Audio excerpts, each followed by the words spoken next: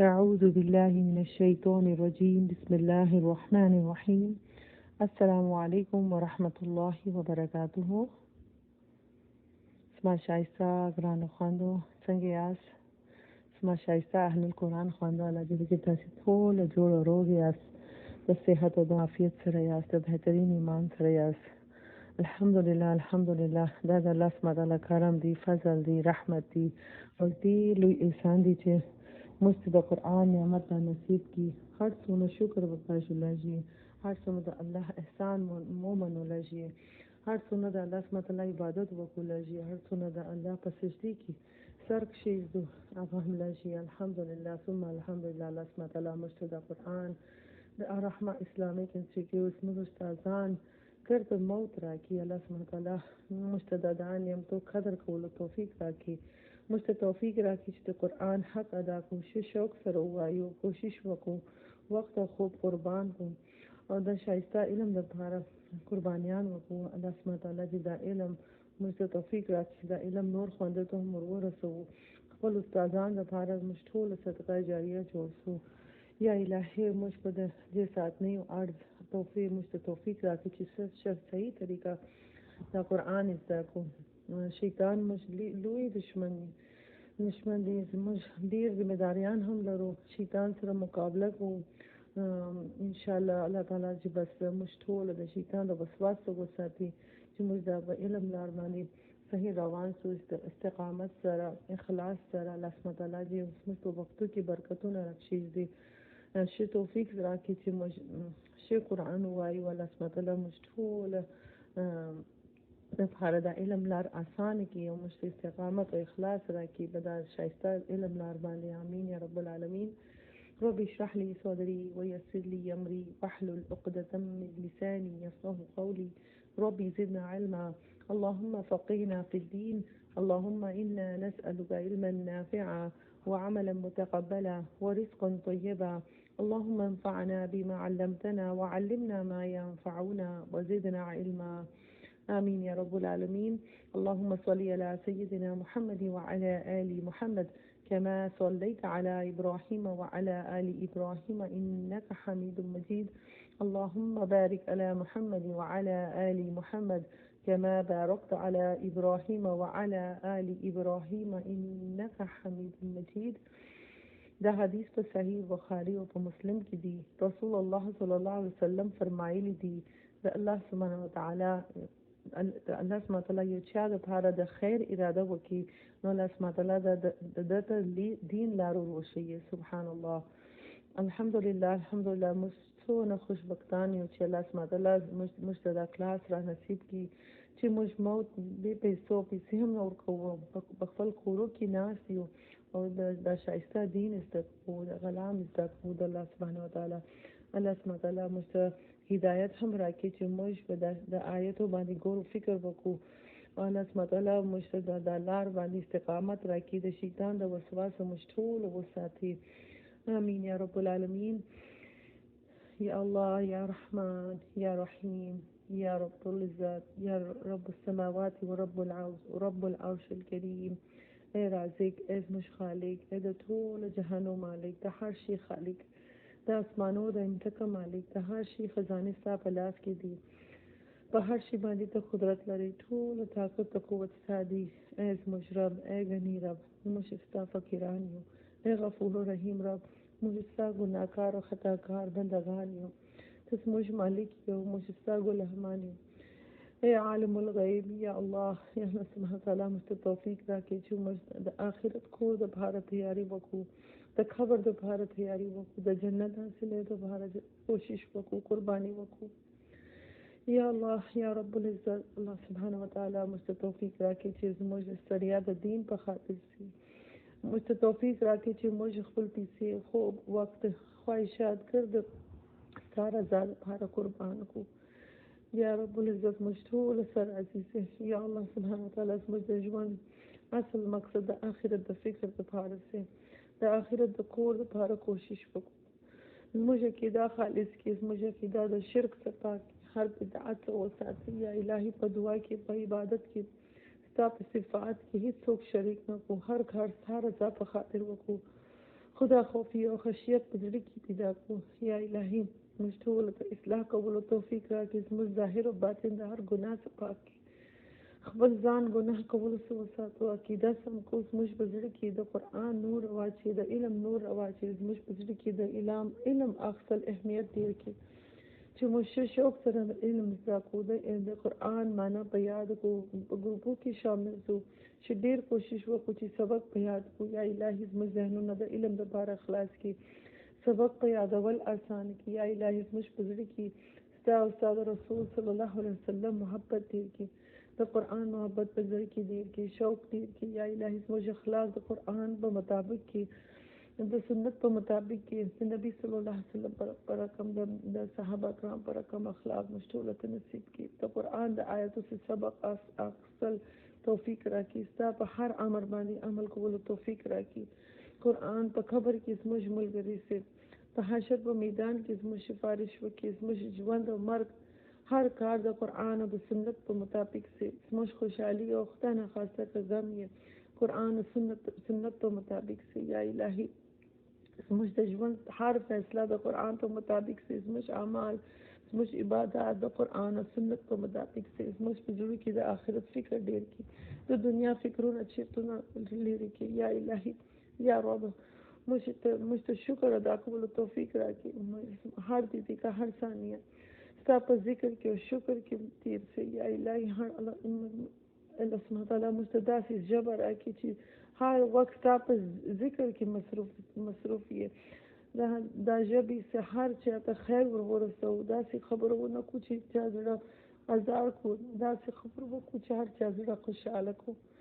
یا رب العزت یا الله سبحانه وتعالی د آخرت د قیامت ورځ باندې زموږ ایمان مضبوط کړي، دا خبرو په یاد وساتو چې ورځ ستا په دربار کې حاضرېږو. یا الهي دا خبرو موږ ټول په یاد وساتو چې زموږ د هر اعمال پوښتنه کېږي. یا الهي موږ ټول د دوزخ د اور څخه وساتي، د قبر د تاریکو څخه وساتي، د قبر د عذاب څخه وساتي، هر قسم عذاب څخه وساتي، ستا ناراضګي څخه وساتي. یا الهي موږ ټول ته توفیق راکړي چې د دنیا په خاطر خپل آخرت خراب نه کړو.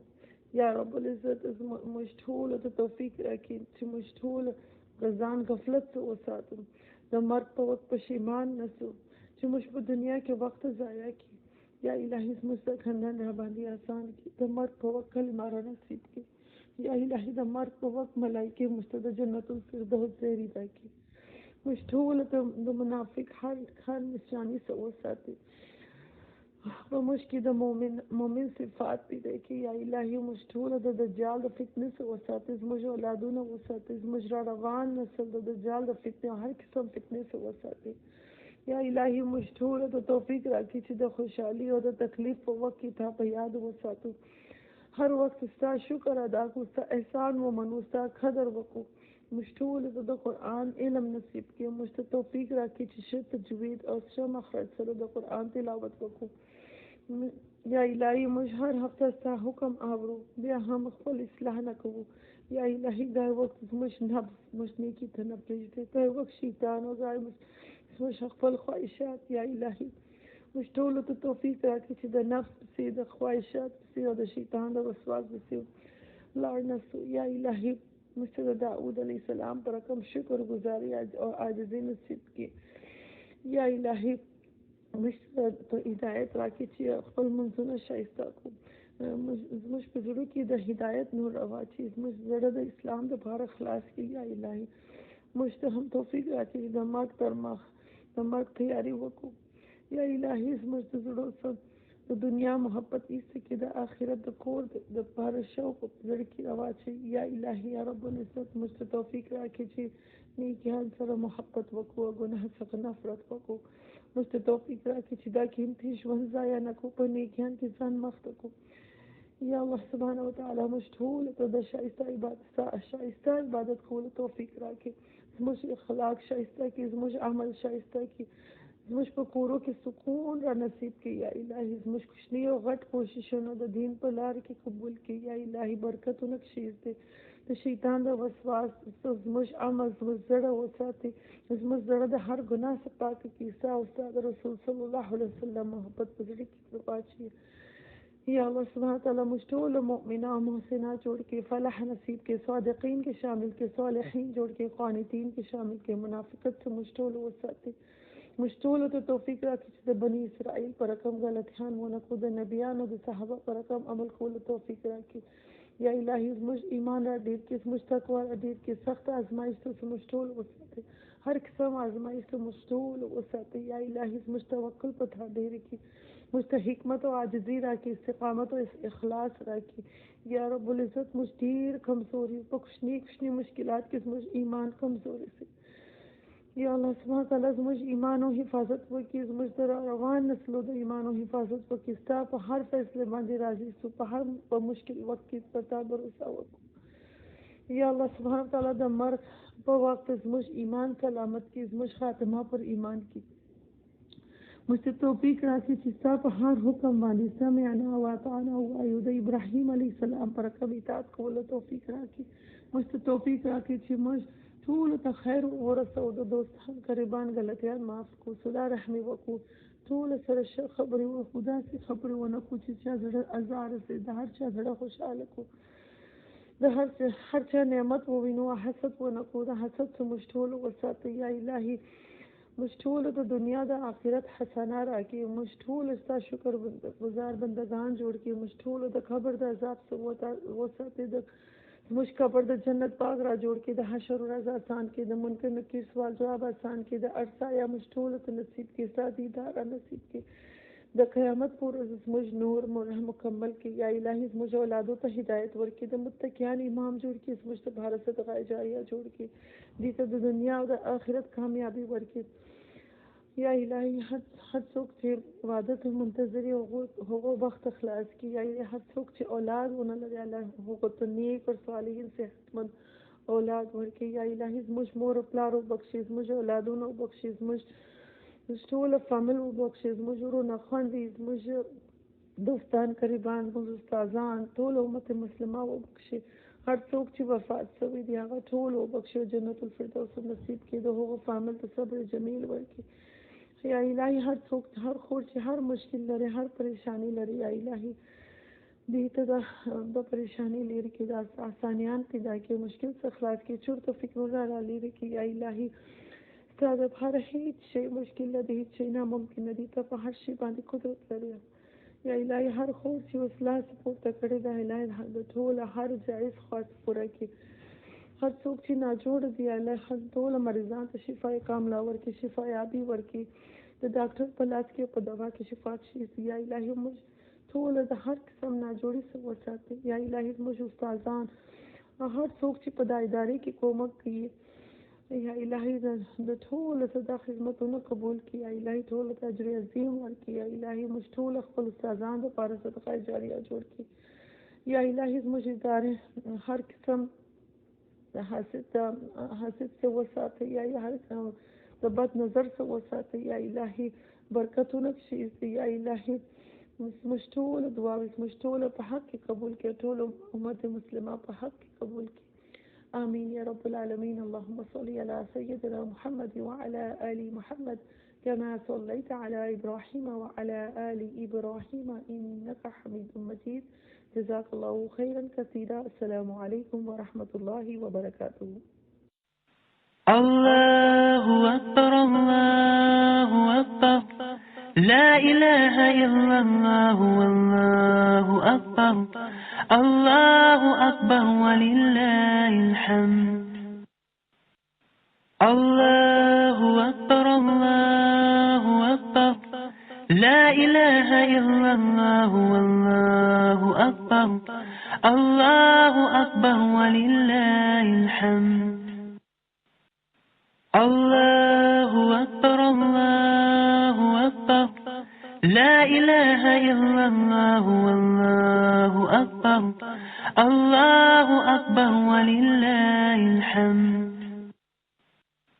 الله أكبر الله أكبر لا إله إلا الله والله أكبر الله أكبر ولله الحمد الله أكبر الله أكبر لا إله إلا الله والله أكبر الله أكبر ولله الحمد الله أكبر الله أكبر لا إله إلا الله والله أكبر الله أكبر ولله الحمد الله أكبر الله أكبر لا إله إلا الله والله أكبر الله أكبر ولله الحمد الله أكبر الله أكبر لا إله إلا الله والله أكبر الله أكبر ولله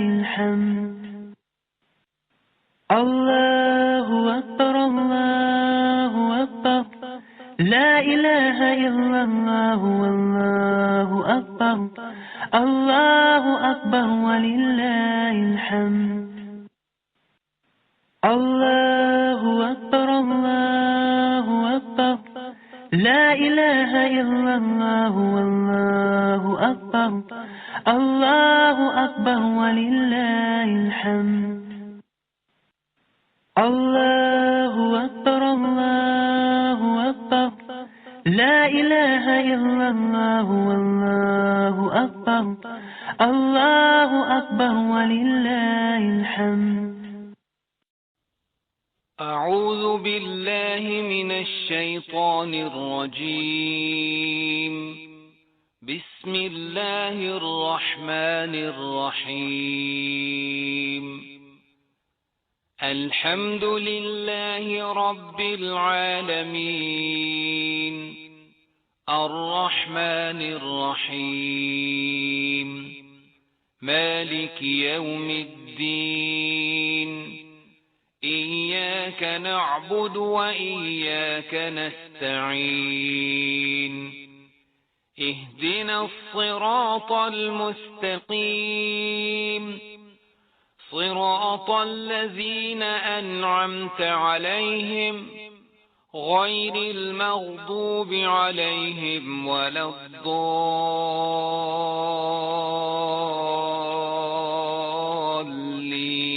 الضالين آمين.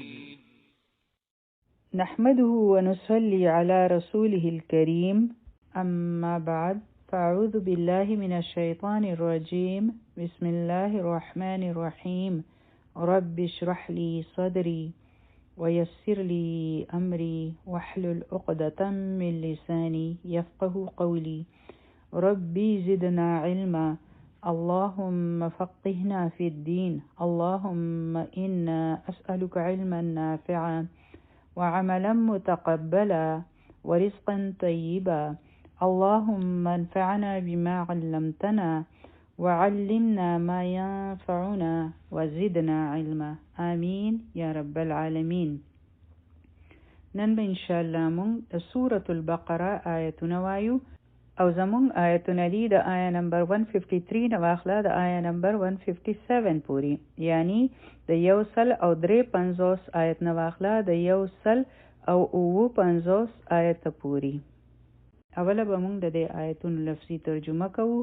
اعوذ بالله من الشیطان الرجیم بسم الله الرحمن الرحیم یا ایها الذین اے خلقو چاچی آمنو ایمان راوړی دی استعینو تاسو مدد غواړئ بالصبری سره د صبر والصلاح او منز ان بشکا الله تعالی مع سرد الصابرین د صبر کولو والو ولا او ما تقولو تاسو وایي لمن د پاره د هغوی چې یقتلو قتل کړي شي فی سبیل الله د الله په لاره کې اموات چې مړه دي بل بلکې احیاء په بریکټ کې لیکي هغوی ژوندي دي ولکن او لیکن لا تشعرون نه تاسو شعور لرئ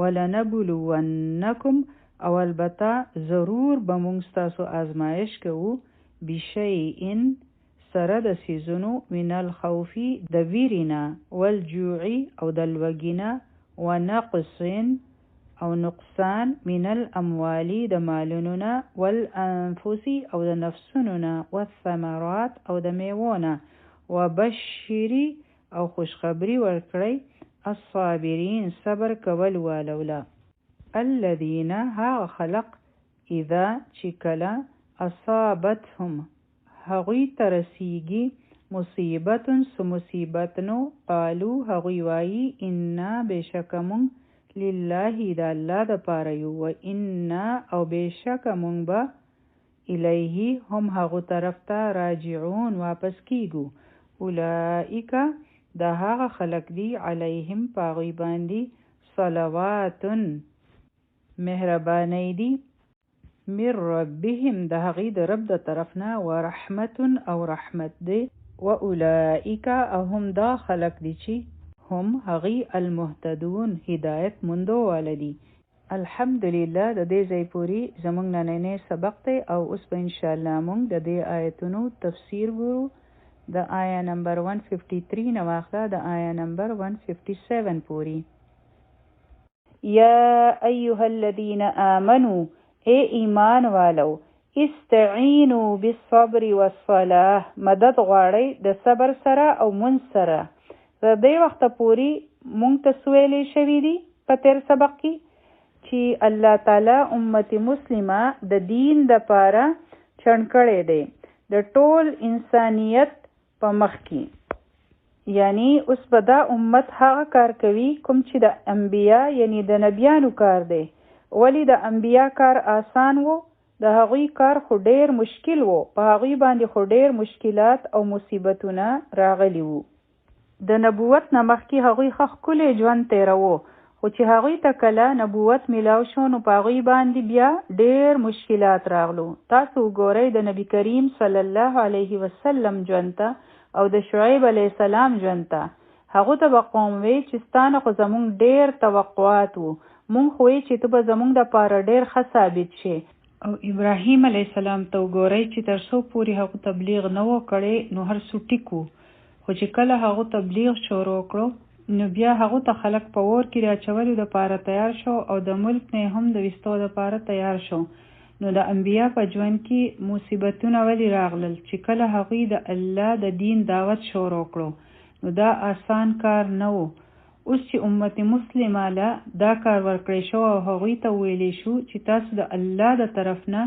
چوز شوی امت یی چې تاسو ګواه جوړ شئ د خپل عمل سره د خپلې ژبې سره او بیا به څه کېږي مشکلات به راځي نو د دې مصیبتونو نه به بنده څنګه وځي د کوم ځای نه به مدد راځي نو الله تعالی د هغې نسخه ورکړه یا ایها الذین آمنو اے ایمان والو تاسو مدد حاصل کړئ د څه سره بالصبر والصلاح د صبر سره او د منځ سره دا دوه ټولز الله تعالی راکړل چې تاسو د دې په ذریعه مدد وغواړئ اوس تاسو سره ټولز یعنی سامان راغی د مدد غوښتو دا دوه څیزونه دي چې زما به په کار راځي په دې میشن کې په دې مقصد کې د الله د دین طرف ته په دعوت ورکولو کې ټیک ده اولنی شی څه دی صبر ګورئ چې کله هم الله تعالی نبی کریم صلی الله علیه وسلم له په قرآن پاک کې تسلی ورکړې ده نو سی فرمایلی دي چې اے نبی تو صبر وکړه تو برداشت وکړه تو وزغمه چې کله هم په نبی کریم صلی الله علیه وسلم باندې مشکلات راغلن نو الله تعالی خپل نبی ته وی چې تا ته به صبر کولی او په سورة الانعام کې الله تعالی فرمایلی دي ولقد كذبت رسل من قبلك اے نبی ستانه چې مخکې کوم رسولان راغلي وکنه نو هغوی ته هم خلکو دروغجن ویلی دي او هغوی څه وکړل فصبروا هغوی صبر وکړو على ما كذب واوذوا هغوی ته هم دروغجن ویلی شو او تکلیفونه ورله ورکړي شو. نو هغوی په داسې حالاتو کې څه وکړل؟ صبر. حتی تر دې چې اتاهم نصر الله، راغی هغوی طرف ته زمونږ مدد. لا مبدل لکلمات الله، د الله تعالی خبرې نه بدلیږي، هم دغه شان بکیږي، لیکن د الله مدد فورا نه راځي. پته به ولګي چې د الله مدد د چا سره دی. اوله به تاسو صبر کوئ، نو بیا به د الله تعالی مدد راځي. صبر څه شی دی او دا څنګه کیږي؟ صبر وایي برداشت کولو ته، خپل ځان قابو کولو ته، چې بنده های وای نه کوي، جړانګولا نه کوي. دا هغه طاقت دی چې هغې په ذریعه تاسو د مشکلاتو او مسلو سره مقابله کوئ. داسې نه ده چې بنده فورا وسله وغورځوي یا فورا هر څه پرېږدي، د یو کار نه وتښتي. نو دا صبر نه دی. چې کار درته لږ مشکل ښکاره شي او تاسو وایئ چې نه دا زموږ نه نه کېږي، تاسو له چې کومه عهده درکړې کېږي، ای امت مسلمه، تاسو ته به د صبر نه کار اخیستل وي. د دې دعوت په میشن کې به تاسو له ډېرې مسلې مخې له راځي. داسې ډېر څیزونه به راځي په دې لاره کې چې هغه به تاسو ته ګران کار ښکاري. څوک به درته خبرې کوي، څوک به درته خبرې اوروي، کله به در پورې څوک خاندي، کله به په تاسو باندې طنز کوي، مذاق کوي. بعضې وخت درله څوک جسمانی تکلیف هم درکولی شي. نو هغه وخت تاسو داسې نشئ ویلی چې موږ دا کار نشو کولی او موږ دا پرېږدو، موږ د چا خبرې نشو اورېدی. داسې به نه وي کول، بلکې صبر به کول وي. او د صبر مطلب وي په یو خبره په مضبوطۍ سره ودرېدل او کار جاری ساتل. که سیلۍ او طوفانونه راشي نو تاسو به نه واپس کېږئ، په هغه وخت په ځان مضبوط ساتل. او دلته استعینو لفظ راغلی دی چې مدد وغواړئ، د الله نه مدد غوښتل د صبر سره او منځ سره. د الله د مدد حاصلولو دپاره څه ضروري دي او هغه څه دی؟ هغه دی مدد. کو چا حوصله وبایلله چې موږ په دې لاره باندې نشو تللی، نو هغوی له بیا مدد نشي راتلی. نو دا لاره د ګلونو سیج نه دی.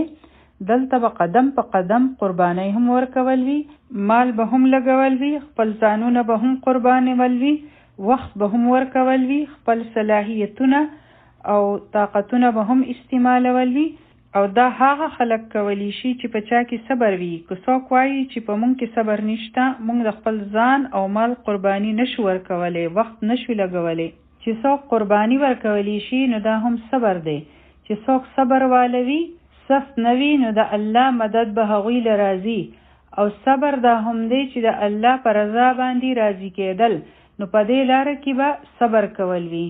او دا په اوله سپاره کې هم راغلی و، واستعینوا بالصبر والصلاة، او مدد وغواړئ د صبر او منځ سره. او هلته راغلی و وانها لکبیرة الا علی الخاشعین، چې صبر کول ډېر ګران دي، لیکن د الله نه چې څوک یریږي او عاجزي وي پکې، نو د هغوی دپاره دا آسان دی. ټیک ده؟ چې کله بني اسرائیل له دا منصب ورکړی شوی و، نو هغوی له هم دا هدایت ورکړی شوي وو. کوم ځای چې د بني اسرائیلو خبرې شروع شوي وي، نو هغوی ته هم دا ویلی شوي وو او موږ ته هم دا ویلی کېږي. ټیک ده؟ دا صبر چې دی که نه، دا د 3 څیزونو نوم دی. یعنی د صبر 3 قسمونه دي. یو دی صبر په اطاعت باندې کول، چې بنده د الله تعالی په فرمانبردارۍ باندې جم شي، مضبوطی اختیار کړي، چې کله د الله حکم راشي او په هغې باندې بنده عمل کوي، د هغه د لارې نه لرې کېدل، هغه لاره نه پرېښودل، دا دی صبر. خو هغه کار بنده ته ګران هم ښکاري، کار ګران دی او د بنده زړه هغه کار کول هم نه غواړي، او د هغې باوجود هغه کار جاری ساتل. لکه که زړه مونځ کول نه غواړي، سحر پاسېدل ګران وي او بیا هم بنده پاسي، دا شان په کلاس کې کېناستل ګران کار وي. زه ستړی شم، زمانه دا نه کېږي، لیکن صبر پکار وي د دې لپاره. کښېنئ، جم شئ. کوم خلک چې وتښتي، نو هغوی هیڅ هم نشي حاصلولی. دلته راغلو 3-4 کلاسونه یې واخیستل او بیا یې پرېښودو، بل خوا لاړل 1-4 ورځې کېناستل او هغه یې پرېښودو. د دې مطلب دی چې په بنده کې صبر نشته. صبر هم د الله تعالی یو غټ نعمت دی چې دا په چا کې وي. نو دا صبر په څه باندې دی؟ دا په اطاعت باندې دی. بعضې خلک د اطاعت کار په ډیر جوش سره شروع کړي لیکن په هغې باندې په مضبوطۍ سره نه ودرېږي او د هغې وجه دا وي چې صبر پکې نه وي صرف په جوش کې وکړو بیا کو تاسو هغوی 100 میاشتې پس وګورئ نو هغوی هر څو ارته وکړي او بیا خپل پخواني حالت ته واپس شي خپل زاړو کارونه بیا شروع کړي ځکه چې د الله د اطاعت لپاره صبر پکار دی د الله اطاعت داسې نه کیږي 4 ورځې کار کول خو ډیر آسان وي پته خو هله لګي چې کله بنده د مرګ پورې د الله تعالی په اطاعت باندې وي او د هغې لپاره د صبر ضرورت وي کو ګران هم وي خو نه ماته په دې باندې لل دي دننه د بنده زړه تنګیږي بور شي بنده زړه نه لګي ګرانه وي وته دا هر څو درته په دې ویم ځکه چې صبر خو مونږ ډیر وایو خو زمونږ په ذهن کې صبر سوي مونږ ته پته نه وي چې صبر څه شی دی صرف د 3 حروف نه جوړ دی خدا یو ډیر غټ سمندر دی دا په ټول ژوند باندې حاوی دی دویم صبر څه دی په معصیت باندې صبر په ګناهونو باندې صبر کول یعنی ستاسو زړه غواړي چې ګناه مې وکړي او الله تعالی ګناه کول منع کړی دی کو ته ځان د ګناه نه منع کوې نو دا صبر دی تاسو وایئ چې نه زه دا کار نشم کولی تاسو ته د حرام پیسې موقع ملاویږي او په هغې کې ډیره پیسه ده خو تاسو ځان قابو کړئ چې نه زه دا کار نشم کولی نو دا دی صبر تاسو په دروغ ویل سره ډیرې پیسې جوړولی شئ په فراډ کول سره ډیر په آرام باندې مخکې تللی شئ او دا کار په ټوله معاشره کې خلک کوي او هغوی ته غلط هم نه ښکاري بلکې خلک هغې ته په ښه نظر باندې ګوري لیکن الله سبحانه وتعالی هغه منع کړی وي او تاسو هغه نه کوئ لکه لغړې جامې اچول لکه بې حیایۍ سکارونه کول چې هغه په معاشره کې خلکو ته غلط هم نه ښکاري په هغې باندې هیڅ څوک هم سونه وایي او نه مو څوک منع کوي د هغې په کولو او تاسو ته څوک بد نه وایي په هغې لیکن تاسو یې ولې نه کوئ ځکه چې الله تعالی منع کړي دي او بیا په هغې باندې په استقامت سره تلل همیشه خپل ځان بچ کول د مرګ پورې د داسې کارونو نه ځان بچ ساتل دا صبر دی دریم قسم صبر څه دی د غم او تکلیف په وخت کې خپل ځان قابو کول خپل جذبات قابو کول خپل ځان کنټرول کول دا دی صبر پوه شوئ په دې خبره یعنی فوراً په یو خبره باندې شور او شکایتونه نه کول او دا هم ضروري نه ده چې مونږ یو خبره فوراً وکړو چې دا شی داسې دی او هغسې دی بلکې خبره برداشت کول دې ته صبر وایي د بل نه بدل اخیستل چې په کوم وخت کې بنده انتقام یعنی بدل اخیستی شي د شکوې او شکایت کولو نه ځان منع کول او د مایوسۍ نه خپل ځان ساتل دا ټول صبر دی په داسې حالاتو کې موږ خپل ځان ته کتی شو چې صبر څه شی دی چې کله څه مشکل په موږ باندې راشي یا مسله راشي نو موږ څه کوو ولې موږ د الله تعالی په رضا باندې راضي یو مطمئن یو موږ څه کوو پته نشته چې کله د صبر خبره راشي نو زموږ په ذهن کې ولې دا خبره راځي چې موږ هغه بنده ته وایو چې صبر کوه بس دا معنی موږ ډیره محدوده یعنی کم کړه یعنی صرف په مرګ باندې صبر نه کو هر قسم پریشانی وي غم وي نو په هغې کې د انسان چغې نه وهي په ځان دې نه راږدي چې خپل ځان ووهي او داسې نه ده چې بنده فریادونه شروع کړي خپلې کپړې دي نشلوي نو تاسو په 3-4 څیزونو کې صبر وکړو د صبر والو دپاره بغیر د حساب کتاب نه جنت دی زه تاسو ته یو حدیث چې د نبی کریم صلی الله علیه وسلم د صبر والو په باره کې څومره غټه خوشخبری بیان کړې ده ګورئ خوشخبری هسې چاته نه میلاویږي چې څومره مشکل کار وي نو دومره غټه خوشخبری وي ګورئ که نه چې کوم بنده PhD کوي نو د هغې مطابق د هغو ډیګري وي صبر خو ډیر ګران کار دی او الله تعالی د دې په باره کې په خپله وفرمایل انها لکبیرة چې دا ډیر مشکل کار دی نو موږ ضرور وایو چې دا کار مشکل دی او بیا موږ وایو چې دا ډیر ګران کار دی مشکل ورته وایو او په قلاره باندې کینو نو اجر خو په مشکل کارونو باندې دی نو ولی جنت به په مفت کې ملاویږي ولی الله تعالی به دا نه ګوري چې اصلي صبر کول واله څوک دي الله تعالی به ولا ګوري چې صبر کول واله څوک دي نو بیا یې په جنت کې داخلوي او چې چا صبرونه کړو په وړو وړو خبرو باندې نو هغوی به څنګه جنت ته ځي؟ فرشتې به فرمایي چې د قیامت په ورځ به یو منادي ندا ورکوي، یعنی آواز ورکول والا به آواز ورکوي چې صبر کول والا چرته دي؟ هغوی له بغیر د حساب کتاب نه جنت ملاویږي. ځینې خلک به ودرېږي او جنت طرف ته به روان شي. فرشتې به هغوی ته وایي چې تاسو کوم خوا روان یې؟ هغوی به وایي چې جنت طرف ته. نبی کریم صلی الله علیه وسلم به فرمایي چې لا خو حساب کتاب شروع شوی نه دی. هغوی به وایي چې موږ له حساب کتاب نه مخکې ځو. هغه به ترېنه تپوس کوي چې ولې تاسو څوک خلک یې؟ هغوی به وایي چې موږ صبر کول والا یو، موږ د الله فرمانبرداري کړې وه د مرګ پورې، د هغو د نافرمانۍ نه د مرګ پورې بچ وو او د مرګ پورې په صبر باندې کلک ولاړ وو. هغه به ورته وفرمایي چې بېشکه بیا ستاسو هم دغه بدله ده، تاسو د دې لایق یې چې ځئ جنت ته او مزې کوئ. نعم اجر العاملین، څومره ښکلی اجر دی د عمل کول والو. صبر ګران کار دی لیکن د دې اجر وګورئ چې هغه بیا څومره غټ دی. نور خلک به پریشان وي، حساب کتاب به ورکوي او دوی به د حساب کتاب نه مخکې جنت ته ځي. سبحان الله. نو تاسو صبر کوئ، بیا به د الله مدد راشي تاسو له. او د صلاة یعنی منځ متعلق بعضی مفسرین ویلي دي چې د صبر تفسیر دی منځ، ځکه چې دلته راغلی دی چې واستعینوا بالصبر والصلاة، چې مدد غواړئ د صبر سره یعنی د منځ سره.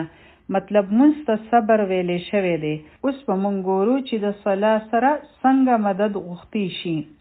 په منځ کې سوی بنده د هر طرف نه ځان کټ کړي او خپله توجه صرف او صرف الله تعالی طرف ته کړي. داسې وي که نه چې څوک صحیح منځ کوي نو په هغې کې هم دغه شان وي. زموږ په شان منځونه خو صحیح منځونه نه وي. او چې کله انسان الله اکبر وایي نو بیا بنده بل ځای ته ورسي او هغه بیا خپلې خبرې الله تعالی ته اوروي او د الله تعالی سره چې خبرې وکړي نو هغه سپک شي، خپل غم الله تعالی ته بیان کړي. که مونځ د صبر په کانټیکس کې وکتی شي نو مونځ هم بنده ته صبر ښایي. په مونځ کې هم تاسو خپل ټول کارونه پرېږدئ او د الله په مخ کې ودرېږئ او د ټولې دنیا نه کټ شئ او یو الله ته مو خپل فوکس کړی وي. په هغه وخت کې نه تاسو خوړی شئ نه سکی شئ، صرف په مونځ کې ولاړ یئ. نو مونځ هم بنده ته صبر ښایي او په مونځ کې ستاسو کنیکشن د چا سره جوړ شي؟ د الله سره. نو د الله سره د تعلق جوړولو او مضبوطولو دپاره څه دی؟ صلاة، صبر کوئ او مونځ. دا دوه څیزونه به راځي نو د الله مدد به راځي. څوک غواړي چې موږ ته د الله مدد میلاو شي نو بس دا دوه کاره به ورته کول وي. او د نبی کریم صلی الله علیه وسلم په ژوند کې چې به کله هم مشکلات راغلو نو هغه به مونځ طرف ته منډه وهله. هغه مونځ چې په هغې کې خشوع وي، چې په هغې کې توجه الله تعالی طرف ته وي، چې کله بنده 2 رکعته نفل وکړي نو هغو ته سکون میلاو شي. الله تعالی ته پته ده چې مونږ 100% فوکس خو نشو ساتلی، خو زمونږ چې کوم کوشش وي که نه، زمونږ کوشش دا وي چې په مونځ کې مونږ خپل سوچونه ختم کړو او الله تعالی طرف ته متوجه شو. بیا سوچ لاړ شي او مونږ بیا خپل فوکس الله تعالی طرف ته راولو نو اجر خو هم په دې دی او په دې به الله تعالی انسان له انعام ورکوي چې دا بنده څومره کوشش کوي. وسوسې راځي، شیطان په بنده پسې لګېدلی دی، دومره هغه بنده تنګوي، دومره خیالات راځي چې هر شوی کار بنده ته په منځ کې رایاد شي. نو هغه وخت چې کوم خیال راځي هغه ستاسو په کنټرول کې نه وي، لیکن په خیال کې مشغولېدل دا د انسان په وس کې وي. دا ستاسو د وس خبره ده چې تاسو په هغې کې مشغول کړئ ځان او یا ترېنه ځان کټ کړئ. خیال راغی او تاسو فوراً د هغې نه ځان جدا کړو چې نه زه خو په منځ باندې ولاړه یم او خپل منځ طرف ته مو توجه جاري وساتله چې دا زه سویم. نو انسان په خپل منځ کې چې کله توجه الله طرف ته کړي د دې په ذریعه هم هغه د الله نه مدد غوښتی شي. نو بیا د الله مدد راځي او چې کله مونږ ته د الله د مدد ضرورت وي نو مونږ څه کوو؟ یو ته فون کوو، بل ته فون وکړو، هغه ته مو خبره وکړه، بل ته مو وکړه او دا 2 کارونه نه کوو چې کله هم زمونږ د الله تعالی مدد ته ضرورت وي. کو هر قسم کار وي نو دا نسخه ده د هغې او بیا الله تعالی فرمایل چې ان الله مع الصابرین چې الله تعالی د صبر کول والو سره دی. لکه چې تاسو له څوک تسلی درکړي او درته ووایي چې تو فکر مه کوه زه ستا سره یم، اوس پته نه لګي چې هغه د مشکلاتو په وخت کې وي او که نه. دا خو د انسانانو خبرې وي، د هغو د خبرې پوره پته هم نه لګي چې هغه هسې په خوله وایي او که د زړه نه وایي هیڅ پته نه لګي. لیکن چې کله الله تعالی وفرمایي که نه چې ان الله مع الصابرین نو واقع هغه وي د صبر والو سره. او چې کله تاسو صبر کوئ نو سوچ کوئ چې الله تعالی دی زما سره او دا شی به تاسو قوي کړي، طاقتور به مو کړي. او د دعوت کار کول دی د خپل قول سره د خپل عمل سره او پوره دنیا ته دا کار رسول دی. او په دې دوران کې کله د خپل ځان قربانول هم راځي نو د هغې دپاره ویلی شو ولا تقولوا لمن يقتل في سبيل الله اموات، او مه تاسو وایئ لمن يقتل چې څوک قتل شي. دا خو لا شروع والا ورځې وې سو داسې مرحله لا نه راغلي، مسلمانان تیاریږي، داسې به هم سټیج راځي چې انسان پکې مړ کېدی هم شي. او شهید ته شهید په دې وجه باندې ویلی شي چې هغه خپل ځان قربان کړي او هغه ګواهي ورکوي، شهادت ورکوي د دې خبرې چې ما څه ویلی دي نو هغه حق دی. یعنی زما په هغه کلمه باندې داسې یقین دی چې د هغې دپاره ما خپل ځان هم قربان کړو. شهادت حق هغه د خپلې وینې قرباني ورکړي چې الله یو دی، چې ما څه وعده د الله تعالی سره کړې وه نو هغه ما ثابته کړه. که د هغې په بدله کې زما وجود هم لاړ شي نو لاړ دي شي. نو هغه خلک چې څوک فی سبیل الله قتل شي، که د چا په خېټه کې څه بیماري راشي او د هغې نه بنده مړ شي نو هغو ته هم شهید ویلی شي. چې څوک ډوب شي په اوبو کې او مړ شي نو هغه ته هم شهید ویلی شي. او دلته خاص ته چا خبره شوې ده چې څوک د الله په لاره کې شهید شي. او د هر یو شهید دپاره بنده نشي ویلی چې دا د الله د لارې شهادت دی، ځکه چې د الله د لارې شهید صرف او صرف هغه کس دی چې څوک د الله د دین دپاره جګړه کوي او مرګ ورله راشي نو هغه دی د الله د لارې شهید، کومې ته چې فی سبیل الله قتل ویلی شي. لکه یو حدیث دی چې د نبی کریم صلی الله علیه وسلم په خدمت کې یو بدو حاضر شو. هغه وی چې یا الله یو کس د مال غنیمت دپاره جنګیږي، دا داسې ده لکه بنده چې وایي چې ما ته تنخوا میلاویږي او زما تنخوا به زیاتیږي هم نو هغه جنګیږي. یا څوک صرف د خپل نوم دپاره جنګ کوي چې زما نوم ژوندی پاتې شي، ما ته تمغه میلاو شي، لکه زمونږ په ملک کې چې د نشانهی د تمغه ده. یو کس د اظهار شجاعت یعنی بهادرۍ ظاهرولو دپاره جنګیږي چې خلکو ته زما د بهادرۍ پته ولګي چې زه دومره بهادر یم او خلک دا قصې شروع کړي. نو بیا د الله تعالی دپاره جنگ کول والا کس څوک دی؟ نو نبی کریم صلی الله علیه وسلم او فرمایل چې په دې ټولو کې یو کس هم نه دی چې کوم کس د الله د دین د سربلندۍ دپاره د هغې د اوچتولو دپاره جنګیږي نو هم هغه کس دی د الله په لاره کې جهاد کولو والا. دا روایت په مسلم کې دی.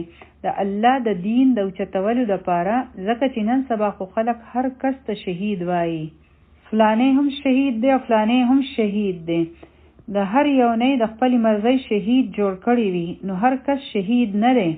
شهید صرف هغه دی چې د الله په لاره کې قتل شي، چې کله هغه د الله کلمه اوچتوي او د هغې دپاره جنګیږي. یو سړي تپوس وکړو چې یا رسول الله یو کس د دنیا د حاصلولو دپاره جنګ کوي نو هغه څنګه دی؟ نبی کریم صلی الله علیه وسلم او فرمایل چې د هغو دپاره بالکل اجر نشته. په نورو ملکونو باندې قبضه لګول، د تیلو دپاره جنګ کول یا بلکو هر قسم مقصد وي د بنده نو په هغې باندې به هغو ته اجر نه میلاویږي. نو الله تعالی فرمایل او دومره غټ اجر یې هغو له ورکړو، ځکه چې انسان د مرګه یریږي که نه چې څوک د الله په لاره کې قتل شي.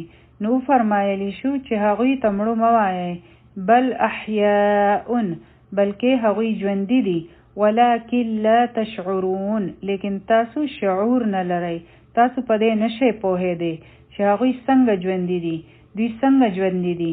نو د دوی په باره کې هم په حدیث کې راځي هسې کو تاسو وګورئ نو څومره خلک مري، لیکن د مسلمان ایمان دی چې مرګ د خاتمې نوم نه دی، دا خو د یو ژوند نه بل ژوند ته منتقل کېدل دي. هغه ژوند چې په هغې کې جسم او روح جدا جدا وي، او دا ژوند هغه دی چې په دې کې جسم او روح دواړه په یړ وي. دا فرق دی. بس دې ته د دنیا ژوند وایي او هغې ته د برزخ ژوند ویلی شي. داسې نه ده چې انسان ختم شو او اوس هیڅ هم نشته. نه، احساسات شته، بنده محسوسوي، پته لګي چې ما ته مزه میلاویږي، په ښه حالت کې یم، او که سزا راته میلاویږي، جسم او روح دواړو ته پته لګي.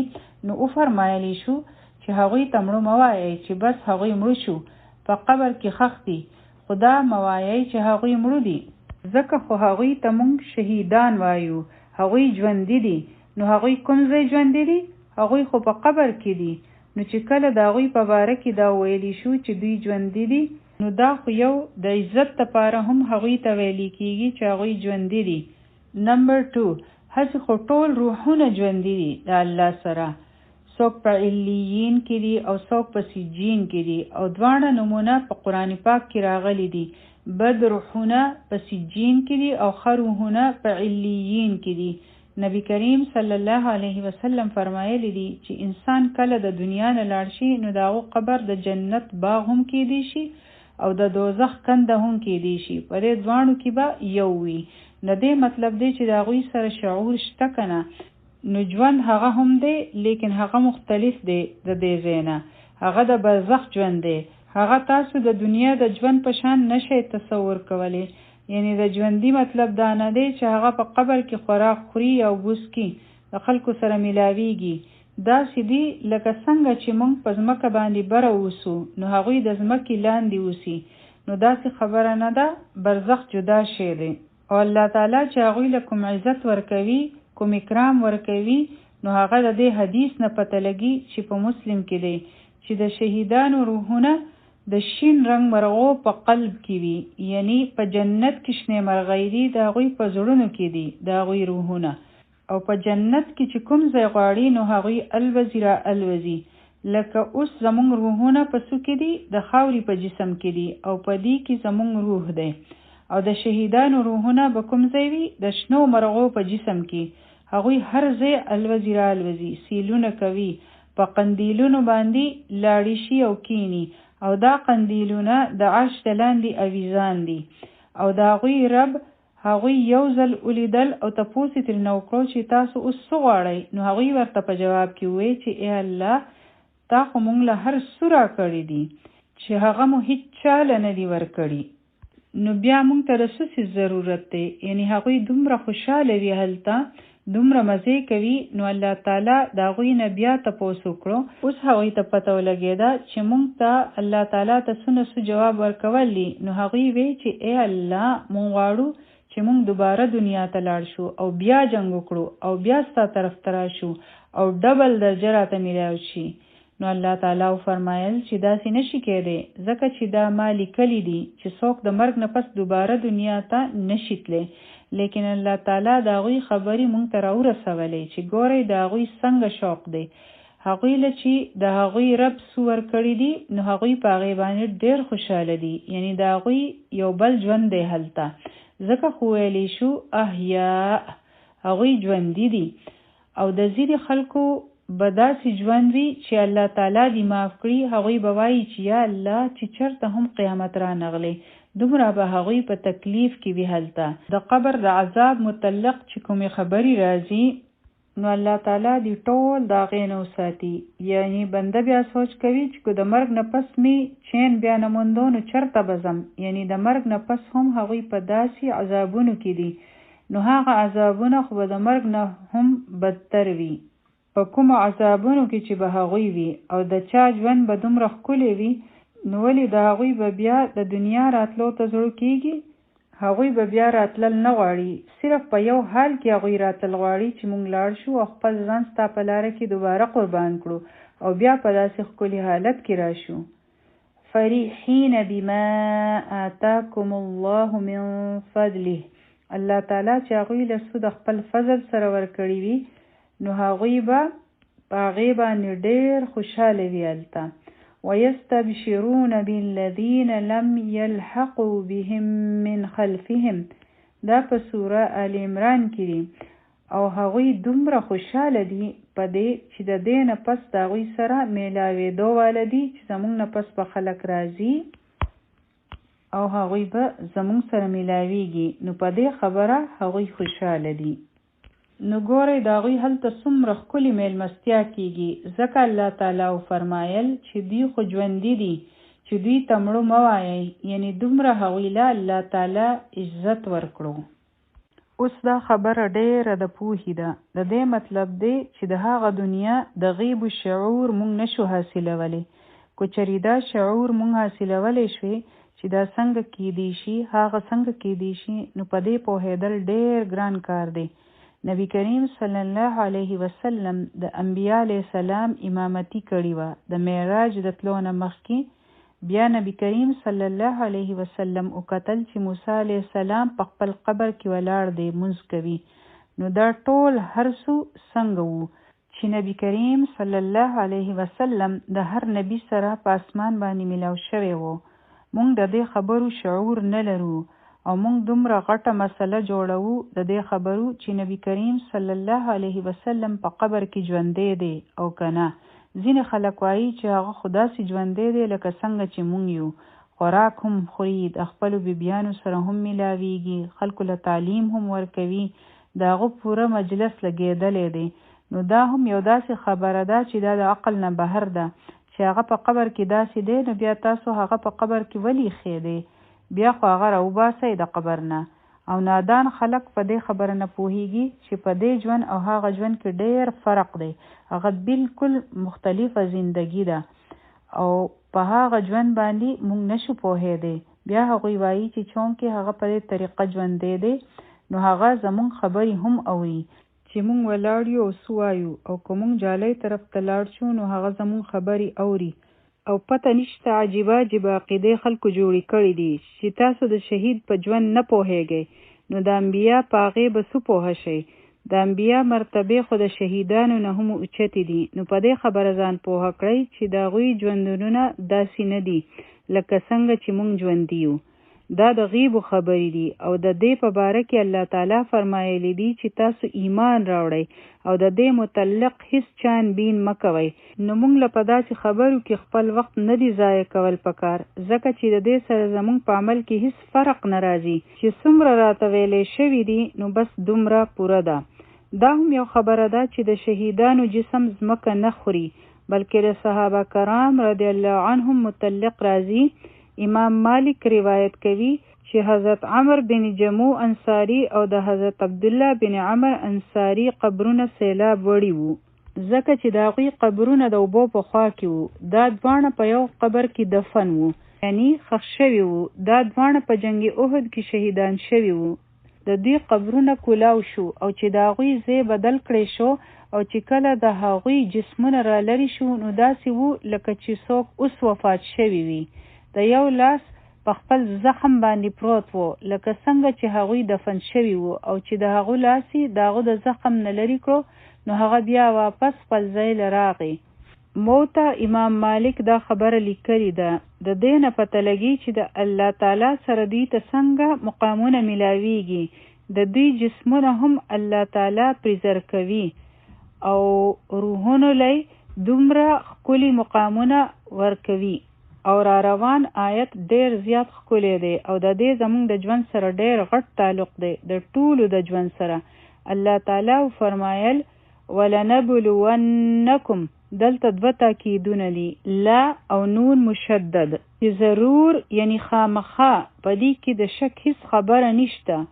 مونږ به ستاسو ازمایش کوو د څیزونو سره. د کومو څیزونو سره؟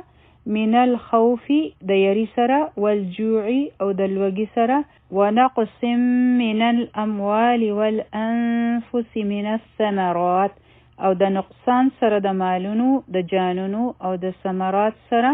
د دې دریو څیزونو د نقصان سره کوم کوم څیزونه دي؟ مال، جان او ثمرات. الله تعالی فرمایل چې آزمایش به ضرور کیږي.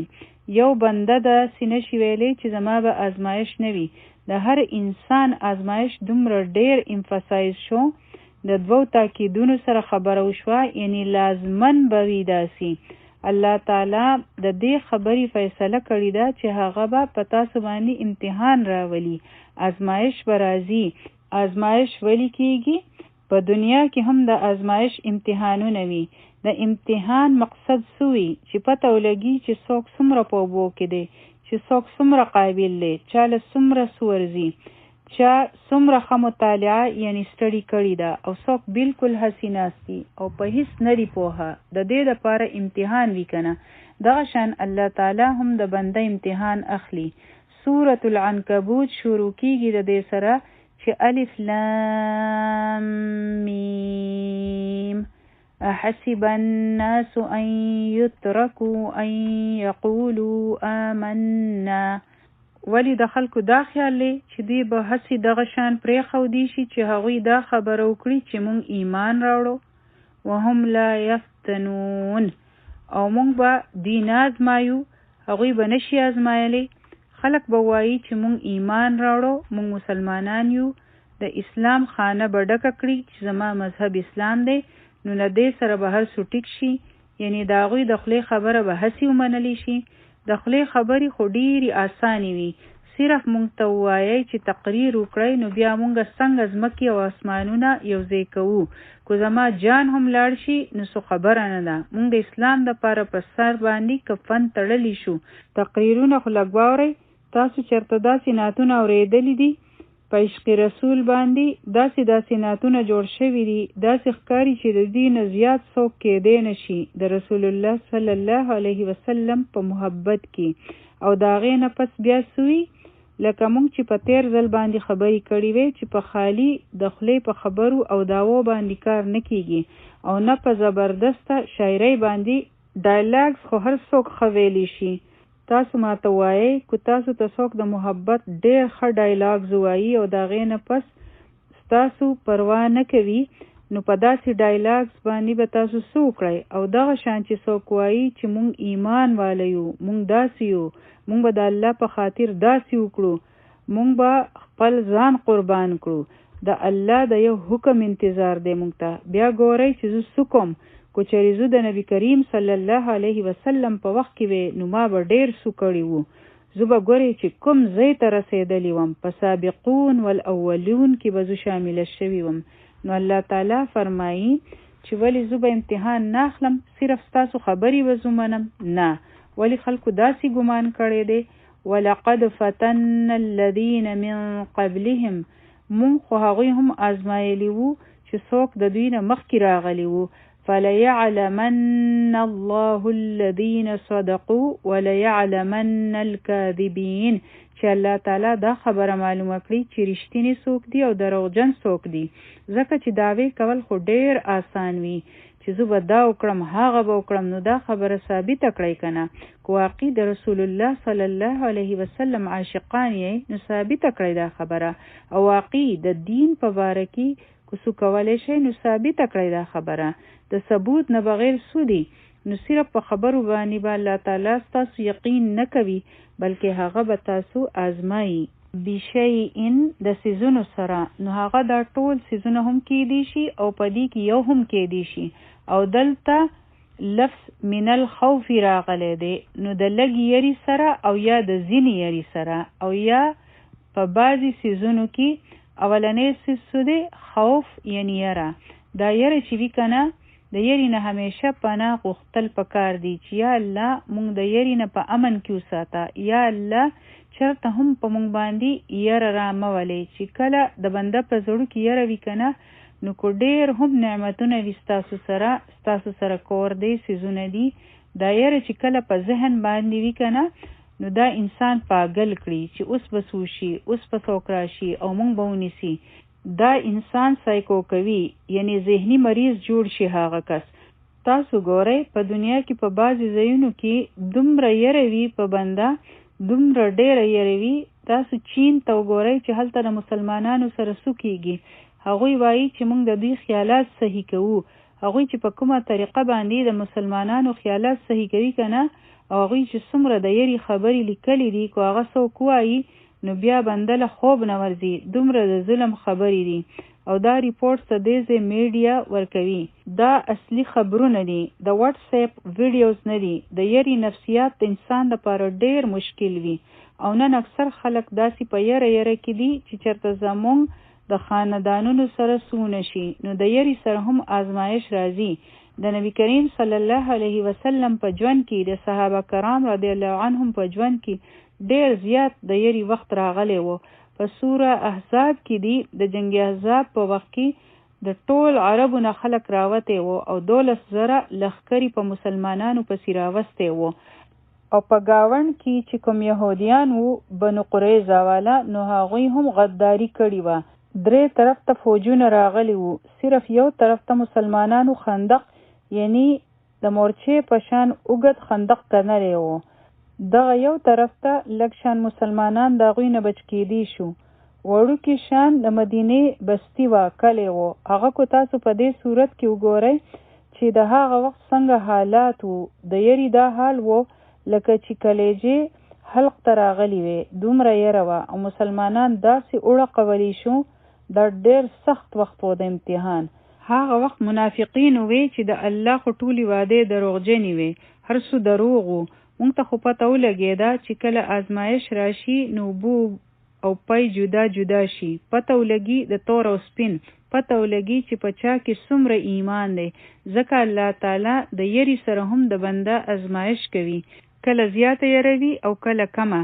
او الحمدلله په مونږ باندې داسې څه یره نشته، خو بیا هم ځینو خلکو په ځان باندې ډېره یره اچولې وي چېرته داسې ونه شي هغسې ونه شي او بیا دین پرېږدي او لاړ شي. نو په دنیا کې داسې ملکونه شته چې خلک ډېر په یره سره ژوند تېروي.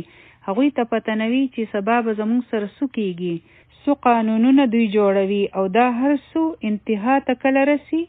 څو پته شته تاسو ته چې دا ټسټ به خپل انتها ته کله رسي.